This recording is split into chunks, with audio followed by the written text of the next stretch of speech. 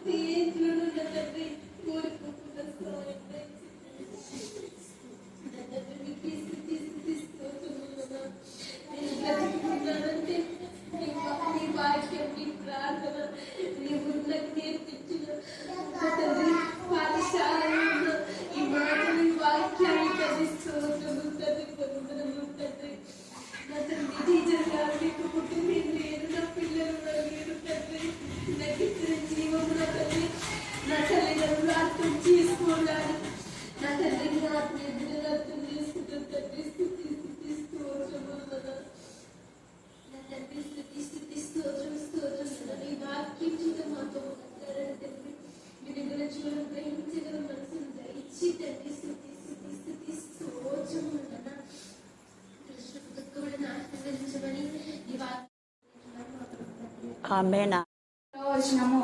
ఎండాకాలమునకు మంచు గిట్టదు, కోతకాలమునకు వర్షము గిట్టదు, అటువలే బుద్ధిహీనునికి గంట గిట్టదు. గ్రంథము 1వ అధ్యాయము 6వ వచనము. నీతిమంతుని మార్గము యెహోవాకు తెలియను, దుష్టుల మార్గము నాశనమునకు నడుపును. Psalms chapter 1 verse 6. For the Lord know the way of righteous, but the way of ungodly shall perish. भजन संहिता 1 अध्याय 4 वचन. क्योंकि यहोवा धर्मियों का मार्ग जानता है, परंतु दुष्टों का मार्ग नाश हो जाएगा. దేవుని వలన అతనికి రక్షణ ఏమీ దొరకదని నన్ను గురించి చెప్పువారు అనేకులు. కీర్తనల గ్రంథము 50వ సంకీర్తన 1వ అధ్యాయము 50వ అధ్యాయము 1వ వచనము. యెహోవాని స్తుతించుడి, ఆయన పరిశుద్ధాలయమందు దేవుని స్తుతించుడి. ప్రసిద్ధి చేయు ఆకాశ విశాలమందు ఆయనను స్తుతించుడి. 10వ అధ్యాయము 26 నుంచి 33 వచనములు చదువుతున్నాం. అయితే మీరు నా గొర్రెలలో చేరిన వారు కారు గనుక మీరు నమ్మరు. నా గొర్రెలు నా స్వరము వినును, నేను వాటిని ఎరుగుదును, అవి నన్ను వెంబడించును.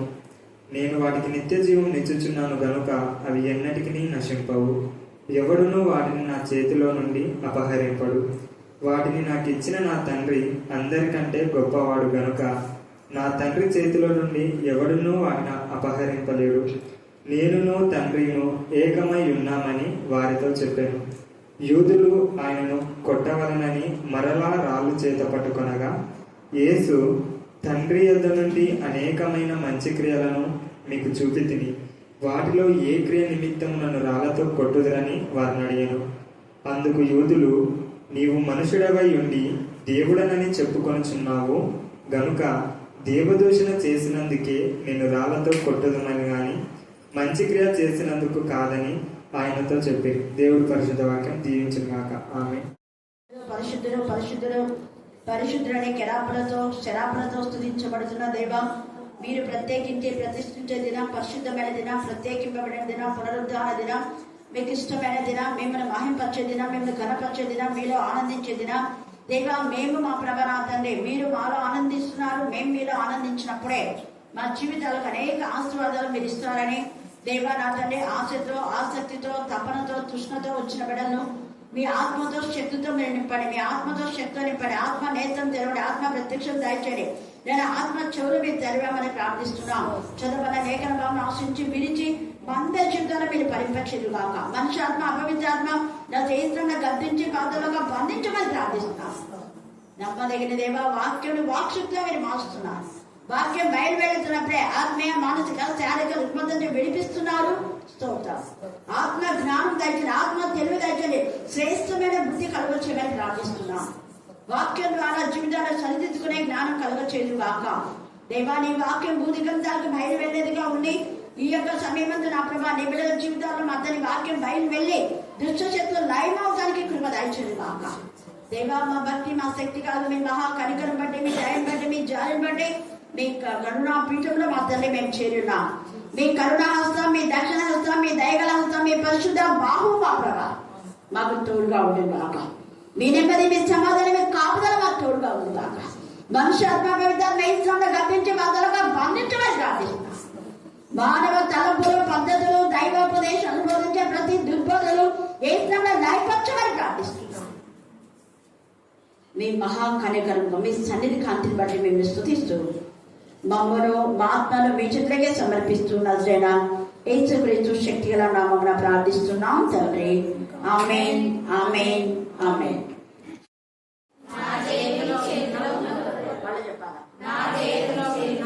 నా దేవుని చేతిలో ఉన్న గొర్రెలు. ఈ యొక్క యోహాను సువార్త 10వ అధ్యాయంలో దాదాపు 20 కంటే ఎక్కువ మెసేజ్లు ఉన్నాయి.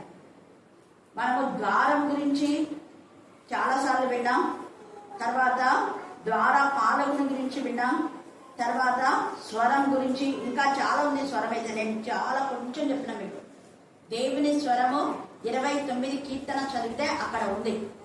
దేవుని స్వరాన్ని అన్ని విన్నాయి, కానీ తిరుగుబాటు చేసే వాళ్ళు మాత్రం వినాలి. ఎవరు వింటారంటే దేవుని పిల్లలు మాత్రమే వింటారు, విని లోబడతారు. ఊగా దేవుని స్వరం విన్న కాదు, విన్న వెంటనే లోబడే జీవితం ఎవరుంటే వాళ్ళే దేవుని యొక్క గొర్రెలు. అలాంటి గొర్రెలు దేవుని చేతిలో ఉంటాయి.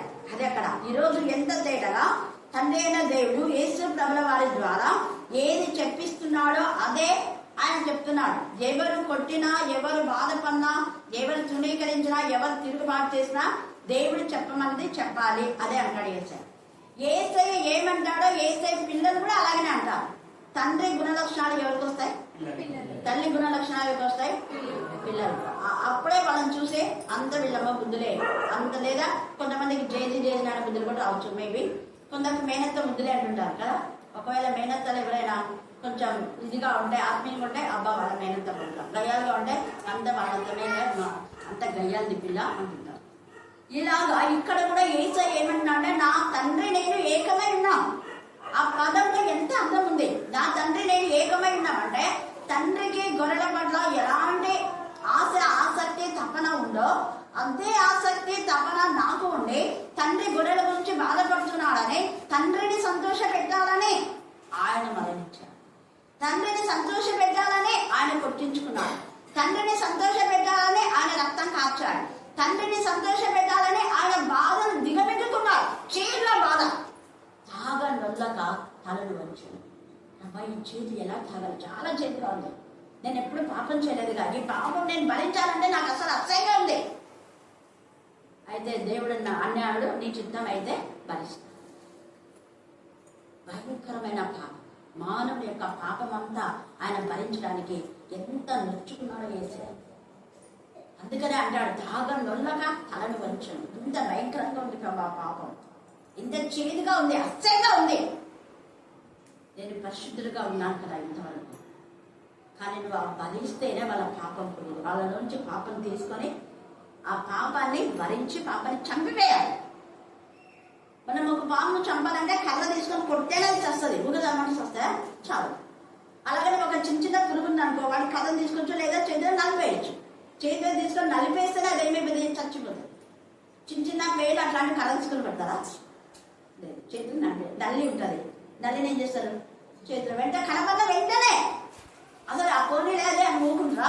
అసలు ఆ చిన్న నల్లి ఎంత మంది జీవితాలు పాడు చేస్తారు, ఎంత మందిని. అంటే ఆ నల్లులు ఎక్కువైపోయినాయంటే రాత్రి నిద్ర వస్తుందా? నిద్ర లేకుండా ఉండే వాళ్ళకు ఎంత అదే ఆ చిన్న ఏవేవి చేతితో నడపాలా ఇక్కడ. అందుకని నువ్వు నీ చేతులకు తీసుకొని ఏవైతే నీ గొర్రె కావాలన్నీ నచ్చిపడేసాయి. పాపం చేసే వాళ్ళందరినీ నాశనం చేసి, అలా నాశనం చేయడానికే యేసయ్య శిలువలో ఆయన కార్చిన ఆ రక్తం ద్వారా అపవాది క్రియలను, అపవాది తల చిదరగొట్టేశాడు. చేతిలో తీసుకొని చిదరగొట్టేశాడు, కాళ్ళతో చిదరగొట్టేశాడు. వారి కాళ్ళతో శీఘ్రంగా చిదరగొట్టాడు. కర్ర తీసుకోవాలా యేసయ్య? అపవాదిని కొట్టడానికి కర్ర తీసుకోవాలా? ఏ ఆయుధం వాడలేదు. కాళ్ళ కింద చిదలు తొక్కేశాడు. మనం కూడా కొన్ని కాళ్ళ కింద చిదలు తొక్కేస్తున్నాం. హల్లెలూయా, హల్లెలూయా, హల్లెలూయా, హల్లెలూయా. అలాగా దేవునికి విరోధమైనటువంటి గొర్రెలు కూడా ఉన్నాయి. అయితే వాటిని, ఆ గొర్రెలన్నిటి ఎలాగైనా నా మందలో చేర్చాలి, నా తండ్రి చేతిలోకి వాళ్ళు తీసుకురావాలని వేసే ప్రయత్నంలోనే ఈ యొక్క మరి ఆ యొక్క ఎవరెవరైతే అన్య జనులుగా ఉన్నారో, దేవునికి దూరంగా ఉన్నారో, పాప భూమిలో మరి దేవునికి విరోధమైనటువంటి వ్యభిచారం, దొంగతనం, హత్యలు, ఆత్మహత్యలు, అవేవేసి, మానసిక వేదన, మతిచాంచలం చేయబడి శుద్ధ శక్తులు, దురాత్మల, ప్రేతాత్మల సమూహంలో బంధించబన్నారు. వాడిని ఆ బంధకాల నుంచి విడిపించి నా తండ్రి చేతిలో పెట్టి మంద ఒకటిగా చేయాలని యేసయ్య ఉద్దేశం. అయితే కొన్ని గొర్రెలు వస్తున్నాయి, కొన్ని రాకపోయే వాటిని దేవుని పరిస్థితి. అందుకే నా గొర్రెలు అయితే మరి నా స్వరం ఉంటాయి, అవి అన్యులైనా కూడా. ఇప్పుడు మందలో చేరిన గొర్రెగా అక్కమ్మక్క, ఆమె అన్యురాలే. ఆమె క్రీస్తు నామంలో బ్యాప్టిజం. చాలా మంది అన్యులు బ్యాప్టిజం తీసుకోరు. ఊరిక పైకి భక్తి ఉంటుంది, వాక్యం చెప్తారు, మన ప్రాణం చేయమంటారు వాళ్ళు. అంటే వాళ్ళకు క్రియలు సరిగా లేవు. కానీ ఆమె ఎంత ఇదిగా ప్రాణాత్మ దేహంలో దేవునికి సమర్పించింది. ఇప్పుడు ఆమె దేవుని బిడ్డగా, ఆమె క్రైస్తవురాలుగా, క్రీస్తు శిరస్సుగా ధరించున్నారు. ఆమె అన్యురాలు కనుక హల్లెలూయా. రక్తంలో ఏక కుటుంబీకురాలుగా ఉంది. అందుకనే వాళ్ళ చేపలు పట్టే వాళ్ళు, మీరు మా సంఘంలో నుంచి వేరైనారు కాబట్టి సంఘం నుంచి వచ్చేటటువంటి లాభాలు మీకు ఏమంటే ఏం పర్వాలేదు, మాకు దేవుడు ఇస్తారు లాభాలు. ఇచ్చినాడు దేవుడు, అంతకంటే ఎక్కువ. హల్లెలూయా, హల్లెలూయా, హల్లెలూయా. అది అక్కడ దేవుని నామం పేరట అన్యులది ఏ స్వాస్థ్యం మనం తీసుకోకుండా తోసివేస్తే దేవుడు మనకి ఎక్కువ ఇస్తాడు. దేవుడు ఇచ్చేది చాలా చాలా ఎక్కువ. కానీ నువ్వు దేవునికి నీ జీవితాన్ని సమర్పిస్తున్నావా? నీది ఏదైనా ఏది సమర్పించా, ప్రాణాత్మ దేహం దేవునికి సమర్పిస్తే నరకం నుంచి దేవుడు నిన్ను కాపాడుతారు. ఆమె దేహం కూడా అనేక వ్యాధి, అనేక రోగములు వచ్చినా దేవుడు ఆమెను కాపాడుతారు. ఎప్పుడు ఆమె దేహంలో బాగలేదని అస్సలు లేదు. ఎప్పుడో దేవునిలో ఉండేవాళ్ళు నాకు దేహంలో బాగలేదు అని అన్నారంట. కారణం దేవుడు నాలో ఆయన ఎంతసేపు ఆ రోగం ఈ రోగం అని అనుకుంటున్నా అప్పుడు అది ఎప్పుడు రోగాలు వస్తుంది. దాని పని అదే. కానీ దేవుని పిల్లలు దేవుని వాక్యం ఉంది కాబట్టి రోగం వైపు చూడాలి, యేసయ్య వైపు చూడాలి, ఆయన స్వరాన్ని పెట్టాలి. ఆయన స్వరం విని నేను కదా నిన్ను బాగా చేసేదంటే ఏస్ మాస్టర్ అంటారు, అయిపోయాను పోతాయి. హల్లెలూయా, హల్లెలూయా. అంటే ఎప్పుడు వాక్యం అనే అగ్ని జ్వాల మన ఉన్నప్పుడు రోగాలు చచ్చిపోతాయి, మనం ఇంకా చెప్పకుండా పారిపోతాయి. అట్లుండా. అందుకే నా స్వరం అంటే దేవుని స్వరంలో అంత శక్తి ఉంది. కాదేశ అరణ్యమనే ఆయన స్వరం విని లైన్ అయిపోతున్నాడు. 29 మీరు చదవండి, టైం లేదు. చాలా చాలా దేవుని స్వరాన్ని గురించి అక్కడ రాయాలి. అన్ని దేవుని స్వరాన్ని వింటున్నాయి. మానవుడు ఒక్కడే తిరుగుతాడు. అవన్నీ ఎప్పుడు దేవుడు ఏ చట్టం చేసినాయి కానీ, ఇదిగో సముద్రమా నువ్వు హద్దు దాకముందు అంటే ఎట్లా ప్రభావం దాకకుండా ఉండేది, నేను ఇంత పెద్ద సముద్రాన్ని అని ఏమైనా అలా హద్దు దాడద్దు, నీకు అదే హద్దు. మనమైతే వెంటనే మాట్లాడుతుంటే మనం మాట్లాడుతుంటే తిరుగుబాటు చేయదంటే తిరుగుబాటే వదిలేస్తాడు దేవుడు. అనుకున్నాడు కోపం వస్తుంది దేవునికి కోపం. నా కుమారుని ముద్దు పెట్టుకోండి, కోపం తెప్పించు ఆయన రక్తం జ్ఞాపకం చేసుకో. దేవుని గొర్రెలు ఎలా ఉంటాయంటే ఆయన ఏం చెప్పారు చేస్తాడు. ఎవరైతే తిరుగుబాటు చేస్తారో వాళ్ళు నశించిన వాళ్ళు ఎవరు చూడండి, ఇక్కడ ఉన్నాయి చూడండి, ఎవ్వరు నశించరు దేవుని చేతిలో ఉంటాయి. కానీ ఇందాక పిల్లలు చెప్పారు, నశించేది ఎవరు అంటే దేవునికి విరోధంగా ఉండేటటువంటి వాడు. ఎవడును వాడి నా చేతిలో ఉండే అపహరింపడు. తెచ్చుకోండి, ఎవరు అపహరింపడంటే వాడికి అసలు ఏ హాని జరగదు. అది వాక్యం చెప్తున్నాడు. అసలు హాని అనేదే రాదు. ఆ కాన్ఫిడెన్స్ నీకుండే, నీకు వచ్చిన రోగం దాన్ని కొట్టివేస్తాం. అక్క ఎప్పుడంటారు దాన్ని ఏం నేను పట్టించుకొని అన్ని తింటున్నాను. హల్లెలూయా, హల్లెలూయా, హల్లెలూయా. అంత వయసులో అంత బలహీన రాలని కూడా అక్కడి నుంచి నడుచుకుంటూ వచ్చింది. మరి మనం ఎప్పుడు వస్తున్నాం? భయం ఉందా? ఉద్యోగాలకు దానికి దీనికైతే కరెక్ట్ గా వెళ్తాం. హెచ్ఎం ఏమైనా నోరు చూసుకుంటారో మళ్ళీ ఎదిరిస్తారా? చెప్పండి, ఎదిరిస్తారా? మీ అధికారం ఏమనంటే ఎదిరిస్తారా? ఇవ్వరు.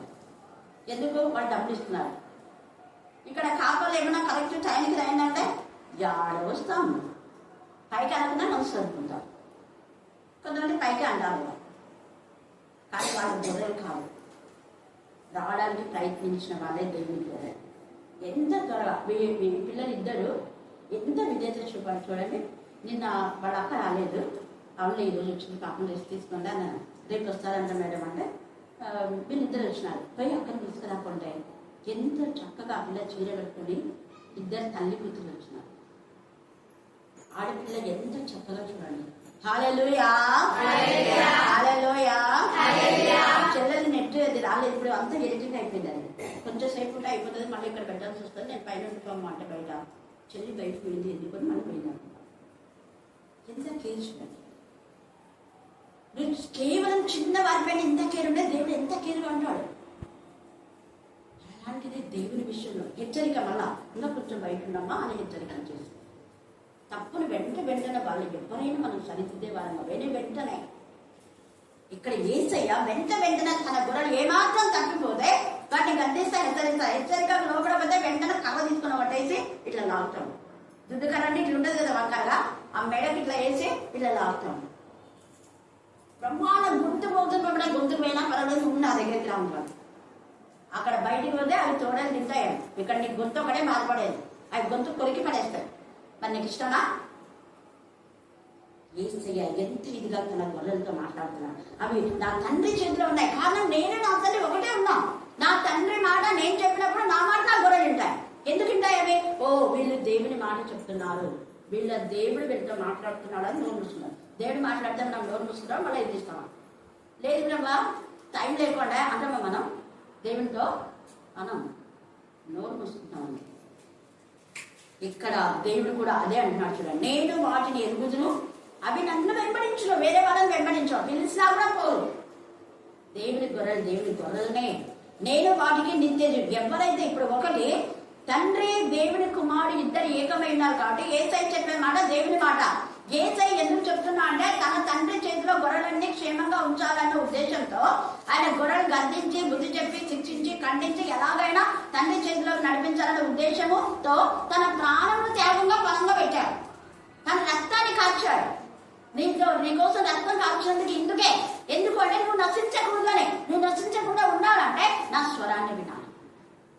నా స్వరంలో గద్దింపు ఉంటుంది, హెచ్చరిక ఉంటుంది, క్షేమాభివృద్ధి సరిదిద్దేది. ఎన్నిసార్లు గద్దించినాడు అక్కడ ప్రధాన యాజకులను, వేషధారులారన్నారు, సున్నం పడే ఆయన బాధలను వదిలేసినాం. వాళ్ళందరూ నాశనమే. ఇస్కరియోతు మీద చచ్చిపోయే వరకు చెప్పారు, ఇంకా నీ ఇష్టం, నీకు నాకు సంబంధం లేదమ్మా, నేను చెప్పాను, నీకు మాట్లాడాలి. వాడు వస్తున్నాడు, పోదాం పదమ్మా అన్నాడా? వాడు నాకు సంబంధం లేదు, వాడు లోక సంబంధి, లోక వాడినే ఉంటారు. నేను చెప్పినంత వరకు చెప్పా. 3.5 సంవత్సరం వారికి చెప్పా. ఈ గడియ వరకు కూడా నేను రేపు చనిపోతాననే గడియ వరకు కూడా చెప్పా. గురువారం 12 గంటల వరకు హెచ్చరించినాడు ఇస్కరియోతు మీద. ఇంకా హెచ్చరించాడు. వాడు వస్తున్నాడు, వారికి మనకు సంబంధం అయితే పోదాం పదా అన్నాడు. పోతుండేనే వచ్చి పడుకున్నాడు ముద్దు. నీ ముద్దు ఎవరికి కావాలి? నీ ప్రేమ ఎవరికి కావాలి? ఇలాంటి దుష్ట శక్తి అయిన ప్రేమనా? గద్దించి బుద్ధి చెప్పే ప్రేమ నాకు కావాలి. నా తల్లి గద్దించి బుద్ధి చెప్పేవాడు. నువ్వు గద్దింపినట్టు లోపల వెంటనే యేసయ్య కంటే ముందు వాడు చచ్చాడు. కారణం వాడి యొక్క ముందు వాడి చేసే పనులంతా విషపూరితమైంది అని యేసయ్యకి తెలుసు. వాడు ఓపెన్ హార్ట్తో చేయటం లేదు. అలాంటివి నశిస్తాయి. కానీ 11 మంది నశించారు. ఎంత ప్రేమ చూడండి. 11 మంది తండ్రి చేతిలో పెట్టారు. కొంతకాలం దూరమైన వాళ్ళు మళ్ళీ వచ్చేస్తారు వాళ్ళు నడపబడి. ఎందుకంటే అవి నా స్వరాన్ని వింటాయి.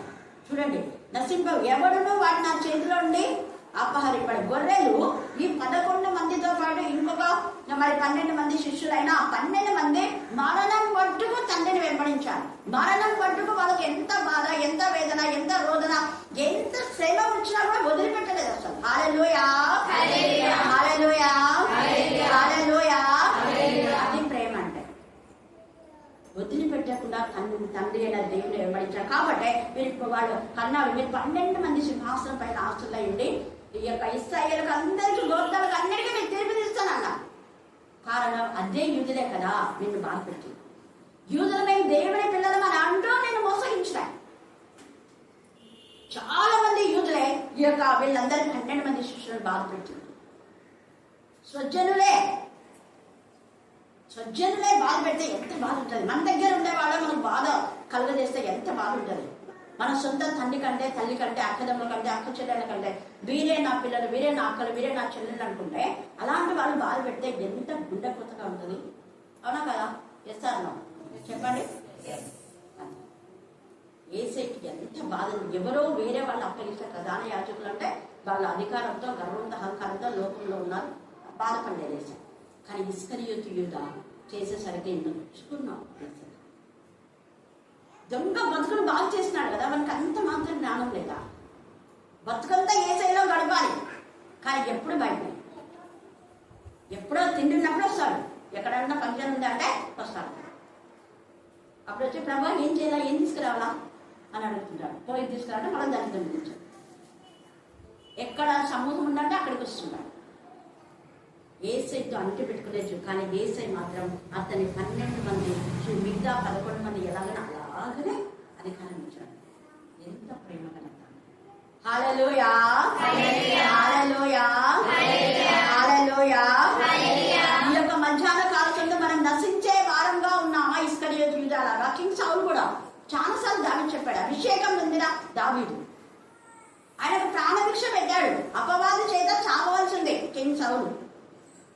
కానీ ఎన్నిసార్లు అపవాద పడ్డమన్నాడు, అన్నిసార్లు దావీదు వీణ వాయించి ఆయన దాని నుంచి ఏం చేశాడు, విడుదల చేస్తాడు. తర్వాత ఈయననే చంపాలనుకున్నప్పుడు వదిలేసినాడు, ఇంకా వాయించాలి. అదే అపవాది అతన్ని చంపే వరకు తెచ్చింది. తేడా చూసుకోండి. దావీదుతో ఉన్నంత వరకు, దావీదుతో సహవాసంగా ఉన్నంత వరకు అతనికి అపవాది దూరంగానే ఉండింది. కానీ ఎప్పుడైతే దావీదుకు బాధ పెట్టాలని మనసు ఆలోచన వచ్చిందో వెంటనే దావీదు దూరం అయిపోయినాడు. దావీదు దూరం అయిపోతే అపవాది అతన్ని ఎక్కడ తీసుకొచ్చింది, నశించాడు. దేవుని చేతిలో ఉండేవాళ్ళు అలా ఆత్మహత్య చేసుకోవాలి. ఇస్కరియోతు యూదా ఆత్మహత్య చేసుకున్నాడు, సౌలు ఆత్మహత్య చేసుకున్నాడు. అభిషేకం పొందిన తన తండ్రి దగ్గర ఉన్నంత వరకు అబ్షాలోముకు క్షేమమే. తండ్రిని చంపాలనే చెడ్డ ఆలోచన ఎప్పుడైతే వచ్చిందో అప్పుడే చంపబడ్డాడు. అపవాది ఎందుకు నేను ఈ పదే మాట చెప్తున్నా అంటే, వాడు అపవాది ఎంత క్విక్గా మనం టార్గెట్ చేయాలని వాడు మన ప్రార్థనలను మనకు మేలు కలగకుండా వాడు ఆటంకపరుస్తున్నాడు. ఎలాగంటే దానియేలు మీరు చదువుకుంటే, దానియేలు కూడా ధ్యానం చేసుకుంటే చాలా విషయాలు ఉన్నాయి. దానియేలు 6వ అధ్యాయము 3వ వచనం చదవండి. అతి శ్రేష్టమైన బుద్ధి గలవాడు, ప్రధానులలోను అధిపతులలోను ప్రఖ్యాతి. ఎందుకు దానియేలు మీద మిగతా వాళ్ళందరూ జలసి అసూయ అంటే, అతి శ్రేష్టమైన బుద్ధి దేవుడు దానియేలుకి ఇచ్చినందుకు ప్రఖ్యాతి. అందరు 10 మంది మేము అక్క దగ్గరికి పోతున్నా, అక్క ఇది చేస్తుంది, అక్క అంటే దేవుడు నామం పేట. నేను అందుకే ఫస్ట్ నజరైన ఏసునామంలో పదే చెప్పించేది. అందుకే మేము అక్కడ కరుణాపీఠం పోతాం, బాగుండే అంటే మిగతా వాళ్ళ కింద ఏమైపోయింది, కుండు మీద కాలం పెట్టినట్టు అయిపోయింది. రోజు వాక్యం చెప్తున్నారు, రోజు వాళ్ళు పాటలు పాడుతున్నారు, ఒక్కరు కాదు మైకి 4-5 నిలబడుతున్నాయి. అంతమంది వస్తున్నారా చర్చికి? చూడండి, అసూయ. ఇక్కడ కూడా అసూయనే. తర్వాత రాజ్యమంతటి మీద అతన్ని నియమింపవలనని రాజు ఉద్దేశించారు. అందుకు ఆ ప్రధానులను అధిపతులను రాజపాలన విషయంలో దానియేలు మీద అండర్లైన్ చేసుకొని ఏదైనా ఒక నింద మోపాలని, ఇక్కడ యేసయ్య మీద నింద మోపాలని వీళ్ళు చూస్తున్నారు. అందుకని యేసయ్య అంటాడు, ఈ టాపిక్ తీసుకురావడానికి ఇక్కడనే ఉంది. మీరు దేని గురించి నా మీద నింద మోపుతున్నారు? నన్ను రాళ్ళతో కొట్టాలని చంపాలనుకున్నారు. మీకంతా నేను చేసినా కదా. నేను అక్కడ దానియేలు మంచి చేసినందుకు జ్ఞానులంతా చచ్చిపోకుండా వాళ్ళ కోసమే తను తన స్నేహితులు ప్రార్థన చేశారు. ప్రార్థన చేస్తే జ్ఞానులు బ్రతికారు. మరి జ్ఞానులు బ్రతికితే మాకు జీవం ఇచ్చినాడని నోరు పూసుకొని ఉండాలన్నా? అర్థపరచు. చూడండి, ఏదైనా ఒక నింద మోపాలి. దేవదూషణ చేయకపోయినా దేవదూషణ చేసినారు అని. మీ బ్రతుకులు మార్చుకోండి, వ్యభిచారం జీవితాన్ని మార్చుకోండి అంటే సంఘాన్ని వ్యభిచారం అంటారా? ఒక తాగుబోతులకు అర్థమైంది, మనకు అర్థం కాదు. బ్రతుకులు మార్చుకోండి అంటే అలాగంటారా ఇలాగంటారా? అపార్థం, నింద. ఇక్కడ కూడా యేసయ్య మీద అదే అంటున్నాడు. యేసయ్య అంటున్నాడు చూడండి ఎంత తేటగా 33వ వచనం. అందుకు యూదులు నీవు మనుషుడవై ఉండి దేవుడిని చెప్పుకుంటున్నావు. యేసయ్య చెప్పలా నేను దేవుడినని అన్నాడా ఎక్కడైనా? తండ్రి నేను ఏకమై ఉన్నలాగా నేను ఏకమై ఉన్నామన్నాడు. తండ్రి నాకు ఏం చెప్తే అది చేస్తున్నా అన్నాడు. తండ్రి నన్ను స్వస్థపరచమంటే స్వస్థపడతా, తయారు వెళ్ళగొట్టమంటే వెళ్ళగొడతా, వాళ్ళని దూరంగా ఉంచమంటే దూరంగా ఉంటా, ఎవరి దగ్గర చేయమంటే వాళ్ళ దగ్గర చేస్తా. దుష్టులు ఆలోచన చెప్పడం నడవద్దు, నిలవద్దు, పాపల మార్గం నిలవద్దు. వాళ్ళు నీ దగ్గర ఉంటే నీకే చేయదు వద్దు. దుష్టత్వం గల వాళ్ళు నీకు దూరంగానే ఉంచు. చీడ పురుగులు ఏం చేయాలా? దూరంగానే పెట్టాలి. లేకపోతే మీకు ఆకులన్నీ ఏం చేస్తాయి? తిని పడేస్తాయి. మీరంతా మీ గొంగళ పురుగులు చేయలేకుంటే బాగా తినండి అనుకుంటుంటారా? ఏం చేస్తారు మరి? చెప్పండి, ఏం చేస్తారు? కాదు. యేసయ్య ఇప్పుడు అదే అంటున్నాను. నేను దేవుడిని నేను చెప్పలేదే. దేవుడు నాకు ఏం చెప్పాడు అది నేను చేస్తున్నా. అయితే మీరేమనుకున్నారు? దేవ దూషణ చేయించున్నారు. చూడండి, లేదు, మంచి పనులు చేసినందుకు కాదు, దేవ దూషణ చేసినందుకే నిన్ను రాళ్లతో కొట్టుదుము, కానీ మంచి క్రియ చేసినందుకు కాదని అంటూ చెప్పిరి. అందుకు యేసు, మీరు దైవములని నేను అంటినని మీ ధర్మశాస్త్రంలో రాయబడి ఉండలేదా? సరే, నేను దేవుడినని అన్నానని మీరు అంటున్నారు. మీ వాక్యంలో ఉంది కదా, ప్రభువు నా ప్రభుతో చెప్పిన మాట, ఆయన రాజుల రాజు అయి ఉన్నాడు, ఆయన దేవదూత సమానుడు అని మీ ధర్మశాస్త్రాలే చెప్తున్నాయి కదా. నేను చెప్పకపోయినా తేటగా వాళ్ళకి బుద్ధి వచ్చేలా చెప్పాను. నేను చెప్పడం పక్క పెట్టండి, మీ లేఖనాలే చెప్తున్నాయి కదా. యాకోబులో నుంచి నక్షత్రం ఉదయించున్నాడు. నక్షత్రాలు మన పక్షంగా యుద్ధం చేస్తాయి. యేసయ్య యుద్ధం చేశాడు. ఈ యొక్క నిజంగా మనం చూస్తే న్యాయాధిపతులు 5లో చదివితే అక్కడ యాయేలు పక్షంగా నక్షత్రాలు యుద్ధం చేశాయి. ఒక స్త్రీ దెబోరా న్యాయాధిపతిగా ఉంది 5వ అధ్యాయంలో. తల్లిగా కూడా ఉంది. తల్లిగా ఉన్న ఆమె ఏం చేసింది? గద్దించి చెప్పి హెచ్చరిక చేసింది. బారాకు, నువ్వేం చేస్తున్నావు? అధిపతి ఆయన. అధిపతులు అందరూ దగ్గరికి వచ్చారు 5:15. చూసారా? ఇస్సాకారు అధిపతులు ఆయన దగ్గరికి వచ్చారు. నువ్వెంత? ఏమో ఇశ్శాఖారీయులైన అధిపతులు దెబోరా దగ్గరికి వచ్చారు. చూడండి, అధిపతులు వచ్చారు ఆయన దగ్గరికి. ఎవరైతే దెబోరాకు అగేనిస్ట్ ఉన్నారో చూసారా, చచ్చిపోయారు. ఇది గుర్తుపెట్టుకోవాలి. మనం ఎప్పుడు దేవునికి, దేవుని పిల్లలకు వ్యతిరేకంగా ఉండే బ్రతుకులు నశించకుండా తండ్రి చేతిలో. అందుకనే యెషయా 49:15-16 చూడుమో, నా అరచేతుల మీద నేను నా అరచేతిలో నువ్వు ఉన్నావు. నేను నాలో నుంచి నేను ఎవరు ఏం చేయను. వాళ్ళు నాలు కొడితే నా చేతికి తగ్గుతాయి, వాళ్ళు ఖడ్గం చూస్తే నా చేతికి తగ్గుతాయి. నా చేతిని దాటి నా చేతిలో ఉన్నాను. చేతి బయట కాదు, చేతి లోపల అంటే ఇది ఉంటుంది. అవునా కదా? ఇప్పుడు ఏమిటంటే ఆ చేతికి అక్కడ దేవుని దగ్గర, దేవుని దగ్గర ఉంటాయి. దహించండి. నేను కళ్ళు ముందుగా ముందని చూద్దాం, కళ్ళని తీసి పడేస్తాం. సిద్కియా ఇర్మియాని ఎన్ని ఇట్లా కొట్టాడు. ఇర్మియా కొట్టే కన్ను ఎర్రగైపోయిందండి. ఇర్మియా కొన్ని పుస్తకాలు వెంటనే ఇర్మియా 2 కళ్ళు ఊడదీయడానికి కారణం. కళ్ళ ఎదురుగానే 30 మంది కొడుకులు చచ్చారు. కళ్ళు గుడ్లు ఊడదీస్తే రక్తం అంతా కాలింది. చిన్నగానే ఊరికే ఇర్మియాకి ఇలా కొడితేనే కళ్ళు కొంచెం ఎర్రగైనాయి అంతే. అందుకు దేవుని బిడ్డలు టచ్ చేస్తే అగ్ని జ్వాలలు వస్తుంది. నా చేతుల నుంచి ఎప్పుడు అపహరింపు ఎంత వారిపోయారు. కానీ వేరే వాడు వస్తే నా స్వరాన్ని లాగానే మీరు జాగ్రత్తన్నాడు. వాడు ఎందుకు వస్తాడే? వాడు దొంగతనం, హత్య, నాశనం చేయడానికి వస్తాడు. వాడు కానీ అదే నీలో ఉన్న సమాధానం, నెమ్మది అవన్నీ తీసివేయడానికి వస్తాడు. కానీ నువ్వు ఏం చేస్తున్నావు? అపవాది ఊరిలో పడిపోతున్నావా? దేవుని సన్నిధికి రాకుండా వాడు అడ్డుపడతాడు. వాడు ఆదివారం రాకుండా దేవుని సన్నిధికి 7 నుంచి 9 దాకానే ప్రతిరోజు పెడుతున్నా. కారణం మీరు ఇంకా ఆత్మీయంగా ఎదగాలనే. నేను ఎప్పుడు చనిపోతాను నాకు తెలియదు. చనిపోయే లోపల వీళ్ళకు పెట్టవలసినంత మీద పెట్టాలి దేవా అన్న ఉద్దేశంతోనే. అందుకే 7 నుంచి 9 దాకా మీరు ఎవరైనా రండి, వాక్యం వినండి, ప్రాణం చేసుకొని ఏమేం చేయండి. ఆ టైం మీకు గుడులు వాళ్ళకి, వేరే వాళ్ళకి లేదు. వేరే వాళ్ళకి పిలిచినా మొన్ననే అబ్బాబా పిలిచింది ఎవరు అని ఆశ లేదమ్మా, నేను ఆ టైంలో ఎక్కడికి రాను, 7 to 9 ఎక్కడికి రాను. ఎప్పుడన్నా తప్పదనుకుంటే పిల్లలకు అప్పగించి, అది కూడా మనం బ్రేక్ చేయని వాక్యమే. అప్పుడు నేను ఏమంటా, ప్రభా నాకు ఏ వాక్యం ఆ రోజు నాతో అదే వాక్యం చెప్పే వాళ్ళతో, అఖిల్ కానీ మిగతా వాళ్ళు చెప్పేవాళ్ళు ఎవరుంటే, హైమాంతి కానీ చిన్నారు కానీ ఇంకెవరు చెప్తే వాళ్ళు పవన్ వాళ్ళని వాడుకుంటారు. ఒకసారి అక్క ఆదివారం చెప్పింది, ఎంత చక్కగా కదా, మీరు కూడా విన్నారు. హల్లెలూయా. అక్కడ ఎవరైనా ఉండాలి. ఆ రోజు దేవుడు నాతో ఏమి ఇస్తాడో అదే వాళ్ళతో మాట్లాడతారు, వేరేది ఉండదు. వాళ్ళు వేరేగా ఉంటే మళ్ళీ అప్పుడే మనం కనుకోవచ్చు, ఓ వీళ్ళు వేరే చెప్పండి తేడా, వీళ్ళు దేవుని గొర్రెలు. తేడా చెప్పినారనుకోండి 100% వాళ్ళు దేవుని గొర్రెలు. దాంట్లోనే వీళ్ళు తెలుస్తారు. వాడు దొంగతనం, హత్య, నాశనం అంటే మన ఆత్మీయ స్థితిని పడగొట్టడానికి వాడు వస్తాడు. అందుకనే మీరు దానిని చదివితే చాలా విషయాలు దేవుడు మీతో మాట్లాడతాడు. 9వ అధ్యాయము 13వ వచనం చదవండి. 9:13 దానియేలు 9:13. మీరు త్వరగా వస్తే ఇంకా బాగుంటుంది. మీరు లేట్గా వస్తారు, నేను టైం తీసుకొని తొందరగా ముగించాలనుకుంటున్నాను. 9వ అధ్యాయము 13వ వచనాలు. మోషే ధర్మశాస్త్రమందు రాసిన కీడంతయు మాకు సంభవించనని. చూడండి అక్కడ దానియేలు ఎంత బెచ్చేస్తున్నాడు.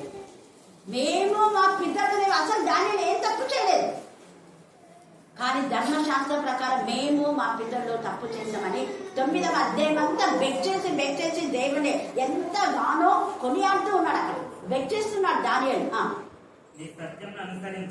సత్యం అనుసరించి మా దేవుడైన యెహోవాను చూడండి, సమాధానం పరుచుకోలేదు నువ్వు. దేవుని పిల్లలతో సమాధానం ఉంటేనే నీకు సమాధానం. దేవుని పిల్లలు ఏ మాత్రం మనసు నొప్పించావో నీ మనసు బాగుంది. గుర్తుపెట్టు, నీ మనసు బాగులేకపోవడానికి, నీకు బాధ కలగని, నీకు రోగం రావు, దేవుని యొక్క మరి మాటను ఉల్లంఘించాలి. గుర్తుపెట్టుకో, సమాధానం పరుచుకోలేకపోతేనే. లోతు సమాధానం పడలేదు అబ్రహాంతో, అందుకే బతుకంతా కుటుంబం అంతా నాశనం, కుటుంబం అంతా రోజుగా. చూడండి ఎంత ఇదిగా దేవునితో ఒక ఒప్పందం చేసిన, అది అగ్నితో ఒప్పందం చేసుకున్నాం. పదే నేను మీతో ఎందుకు మీకు చెప్పేదంటే, అదే ఆదివారం వస్తానని ఒప్పందం చేసుకొని రాకపోతే వాళ్ళు నశించే గొర్రెలే. ఓపెన్ చెప్తున్నాక ఎవరైనా కానీ అంటే వాళ్ళు దేవుళ్ళో ఉన్న వాళ్ళు, దేవుళ్ళో ఉన్న అయితే పరుగులు వచ్చేస్తారు. దేవుళ్ళో లేని గొర్రెలకు అపవాది అడ్డగిస్తాడు. ఎందుకంటే దానియేలు కూడా ప్రార్థన చేస్తూ ఉంటే అక్కడ గాబ్రియల్ అంటాడు, నేను అప్పుడే దానియేలు నువ్వు దేవునికి మాకు ప్రియమైన వాడు, నువ్వు ప్రార్థన చేయడం మొదలుపెట్టిన 10వ అధ్యాయం అంతా చదవనే టైం లేదు. నువ్వు ప్రార్థన చేయడం మొదలుపెట్టిన వెంటనే నన్ను వెళ్ళమని జారీ అయింది. కానీ నేను వస్తూ ఉన్న సమయంలో పారసిక దేశపు రాజు ఏం చేశాడంటే వాడు ఎదిరించాడు. వాడు నన్ను రాకుండా అడ్డగిస్తున్నాడు. పారసిక దేశపు అధిపతి, ఆ అధిపతిలోకి ఎవరు వచ్చారు? అపవాది ప్రవేశించాడు. వాడు నన్ను అడ్డగిస్తా ఉన్నాడు. దానియేలు ప్రార్థన వినబడింది, దేవుడు మేలు చేస్తే ఇంకా అయిపోయా అనుకుంటున్నాడు. వాళ్ళలోకి అపవాది చూడింది. అయితే మిఖాయేలు గాబ్రియేలుకు మిఖాయేలు దూత తోడుగా ఉండి నాకు సహాయం చేశాడు. ఎందుకు అంటే ప్రధాన దూత మిఖాయేలు. గాబ్రియేలు దేవుని మాట వింటున్నాడు, మిఖాయేలు దేవుని మాట దేవుని మాట వినే పిల్లలకు దేవుని మాట వినే వాళ్ళే ఒబేది చెప్తారు, ఒబేగా ఉంటారు, విధేయత ఉంటారు, పనిచేస్తారు. దేవుని పిల్లలకు దేవుని పిల్లలాగా ఉండని వాళ్ళు చెయ్యాలి. ఎప్పుడు ఇది అంటే ఇంకోటి, ఇది అంటే ఇంకోటి, అంటే వాళ్ళు దేవుని పిల్లలు కాదు. తేడా చూసుకోండి. ఇక్కడ అసలు గాబ్రియేలు పిలవలేదు మిఖాయేలును, నాకు సాయం చేయని అడగలేదు. కానీ వెంటనే మిఖాయేలు చూస్తున్నాడు, అయ్యో గాబ్రియేలు ఒంటరి పోరాడుతున్నాడే ఈ యొక్క ఆధిపత్యం. అని వెంటనే వచ్చి సహాయం చేస్తాడు. అది దేవుని లక్ష్యం. హల్లెలూయా, హల్లెలూయా. అదే అక్కలాగా, అక్క ఎంత బాధపడింది, ఎంత నొచ్చుకుంది. తన కొడుకు చచ్చిపోయినప్పుడు కూడా ఏడ్చుకుంటా చర్చిలో ప్రార్థన చేయాలి. ఏడ్చుకునే ఎప్పుడైనా చేసింది అక్క ప్రార్థన? వాక్యము వినలేకపోతున్నారే. ఎంతమంది బైబిల్ స్టడీ 300 మంది వచ్చేవాళ్ళు, 30 మంది కూడా రాదు. ఎంత బాధ. అన్ని గొర్రెలకు మేపు పెట్టకుండా కడుపులు కాల్ చేస్తున్నాం. మరి తప్పుడు బోధలు. స్త్రీలు వాక్యం చెప్పొచ్చా? స్త్రీలు ప్రభు వల్ల ఇవ్వచ్చా? ఇవ్వకూడదని ఉందే వాక్యంలో? లేదు కదా. స్త్రీ అని, పురుషుడు అని, హెల్లెని, గ్రీస్ అని భేదమే లేదన్నాడు యేసయ్య. యేసయ్యను ధరించిన వాళ్ళందరూ కూడా ఒకటే అన్నాడు. ఇలాగ అనే పనికిమాల వాళ్ళు ఉంటారు అనే, అలెక్సాండర్ అనే కంచె వాళ్ళు ఉంటారనే, తప్పుడు బోధకులు ఉంటారనే, తప్పుడు పాపలు ఉంటారనే మగ్దలేనే మరియతో మాట్లాడారు. తన తల్లి మరియతో కూడా చెప్పాలి. మగ్దలేనే మరి ఆసక్తి గల స్త్రీలను ఎన్నుకుంటాడు దేవుడు. ఎవరికంటే అపోస్తుల కంటే. అపోస్తులకే బోధించు నువ్వు అన్నాడు. వాళ్ళు పిరికోలే లోపల తలవేసుకుని కూర్చున్నాం. ఇప్పుడు కొంతమంది కాపులు వచ్చి, మీరు క్రిస్టియన్స్, నీ భార్య క్రైస్తవురాలా, నీ భార్య క్రైస్తవురాలని మందిరంలో ప్రార్థన చేస్తుందా, క్రైస్తవురాలండి దేవుడు ప్రభు వల్ల పాల్పొందుతుందా అంటే సిగ్గుపోతుంది. ఎంతమంది కాపల భార్యలు ఎస్టీగా ఉండి, అన్ని జనులుగా ఉండి పాశ్రమలుగా చలమనవుతున్నారు. ఇప్పుడు మోడీ సర్చ్ చేస్తున్నాడు, తెలుసు కదా మీకు. ప్రతి ఒక్కరికి మీ క్యాస్ట్ మళ్ళీ అదే పనిగా ఫోన్ చేసి అడుగుతున్నారు. నన్ను కూడా అడిగారు, మేడం మీరు రెవరెండ్ అంటే, రెవరెండ్ అని కాదు ఇంటర్నేషనల్ అన్నాను. ఆ సర్టిఫికేట్ పంపించాను. షాకేనా?